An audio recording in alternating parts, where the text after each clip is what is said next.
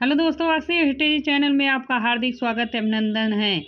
SST कक्षा 6 के अध्याय 8 व्यापार और गांव के बारे में अगर आपने हमारे फर्स्ट पार्ट को इसमें नहीं देखा है तो डिस्क्रिप्शन में जाकर आप उस पार्ट को देख सकते हैं और सेकंड पार्ट ज़रूर देखिएगा। चलिए आगे थ्योरी के बारे में, सूक्ष्म निरीक्षण आर्किमिडीज बारे में। लगभग 1900 साल पहले आर्किमिडीज एक पत्तन था। यहाँ दूर दूर से आए जहाज़ों से सामान उतारे जाते थे। ईंटों से बना ढांचा संभवतः गोदाम रहा करता होगा। यहाँ भूमध्य सागरीय क्षेत्र जिसे यूरोपा जैसे पात्र मिले, इनमें शराब, तेल, तरल पदार्थ रखे जाते थे।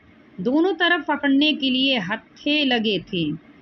साथ ही इसे एयरटाइन जैसे मुहर लगे चमकदार बर्तन भी मिले। यहाँ इटली के एक शहर के नाम पर एयरटाइन पात्र के नाम से जाना जाता है। मुहर सांचे पर गीली चिकनी मिट्टी को दबाकर बनाया जाता था। मुहरे गीली चिकनी मिट्टी से मतलब दबाकर वह छाप अपना मार देते थे, इसलिए उसी हिसाब से मुहर लग जाती थी। कुछ ऐसे बर्तन भी मिले जिनका डिजाइन रोम का था, किंतु यहाँ बनाए जाते थे। रोम लैप शीशे के बर्तन तथा रत्न भी मिले। साथ ही छोटे कुंड मिले जो संभवतः कपड़े की रंगाई के पात्र रहे होंगे। शीशे और अर्ध बहुमूल्य पत्थरों के और मनकू बनाए के पर्याप्त साक्ष्य मिले।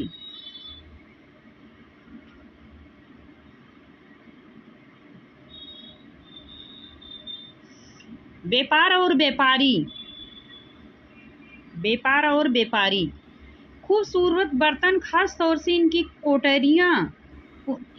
कटोरियां तथा थालियां उपमहाद्वीप के अनेक पुरास्थल से मिले। सवाल उठता है कि किन जगहों पर बर्तन कैसे होंगे। अनुमान लगाया जाता है जहां ये बर्तन बनते थे वहां व्यापारी इन्हें जाकर अलग अलग जगहों पर बेचा करते थे। दक्षिण भारत में सोना, मसाले, खास तौर पर काली मिर्च, कीमती पत्थरों के लिए प्रसिद्ध था। काली मिर्च की रोमन साम्राज्य में इतनी मांग थी कि इसे काले सोने के नाम से लोग बुलाते थे। व्यापारी इन सामानों को समुद्री जहाजों और सड़कों के रास्ते से रोम पहुंचाते थे। दक्षिण भारत में ऐसे अनेक रोमन के सिक्के मिले। यह अंदाज लगाया जाता है कि उन दिनों रोम के साथ बहुत अच्छा व्यापार चल रहा था। व्यापारियों ने समुद्र के रास्ते खोज निकाले।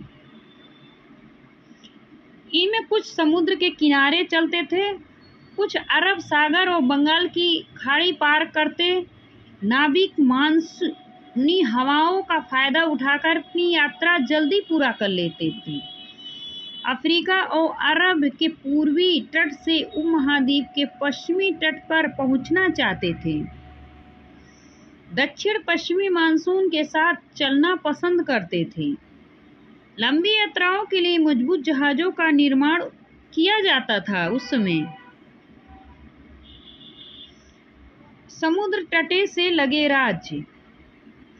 दक्षिण भाग में बड़ी तटीय प्रदेश है। बहुत से पहाड़ और पठार नदी के मैदान में हैं। नदियां मैदानी इलाकों में कावेरी का मैदान सबसे उपजाऊ माना। मैदानी इलाकों और तटीय इलाकों के सरदारों और राजाओं के धीरे धीरे काफी संपत्ति और शक्ति अर्जित हो गई। संगम कविताओं में मुम्बेदेर की चर्चा मिलती है। यह एक तमिल भाषा है। इसे 3 मुखिया भी कहते हैं। इसका प्रयोग 3 शासक मुखियाओं के लिए किया गया था। यह थे चोल, चेर, पांड्य। जो करीब 23 साल पहले दक्षिण भारत में काफी शक्तिशाली माने जाते थे।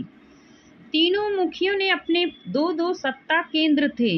इनके मतलब दो सत्ता केंद्र थे, एक तटीय हिस्से और दूसरा अंदरूनी हिस्से में था। इस तरह 6 केंद्रों में से 2 महत्वपूर्ण थे, एक चोल का पतन फुहार और दूसरा कावेरी पट्टनम। दूसरा राजधानी की पांड्यों की राजधानी मदुरई। ये दोनों प्रसिद्ध थे। ये मुखिया लोगों को नियमित कर के बजाय उपहार की मांग करते थे। कभी कभी सैनिक अभियानों भी निकालते थे। आसपास के इलाके से शुल्क वसूल कर लाते थे। मतलब आसपास के इलाकों में वो जाते थे और कर वसूलते थे। कुछ धन अपने पास रखते थे, बाकी अपने समर्थकों, नात रिश्तेदारों, सिपाहियों, कवियों आपस में मतलब बांट लिया करते थे। संगम कविताओं ने मुखियाओं की प्रशंसा अपनी कविता में लिखी। उन्हें कीमती जौहरात, सोने, घोड़े, हाथी, सुंदर कपड़े दिया करते थे। लगभग पश्चिम भारत में सातवाहन नामक राजवंश का प्रभाव बढ़ा। सातवाहन सबसे प्रमुख राजा गौतमीपुत्र सतकर्णी था। उनकी माता गौतमी बल्लभी द्वारा दान किए गए अभिलेख से यह पता चला है। अन्य सभी सातवाहन दक्षिणापथ के स्वामी कहे जाते थे। दक्षिणापथ का शाब्दिक अर्थ है दक्षिण की ओर जाने वाला रास्ता। दक्षिण क्षेत्र के लिए यह नाम प्रचलित था। सतकर्णी ने पूर्वी, पश्चिमी, दक्षिणी तट पर अपनी सेनाएं भेजी।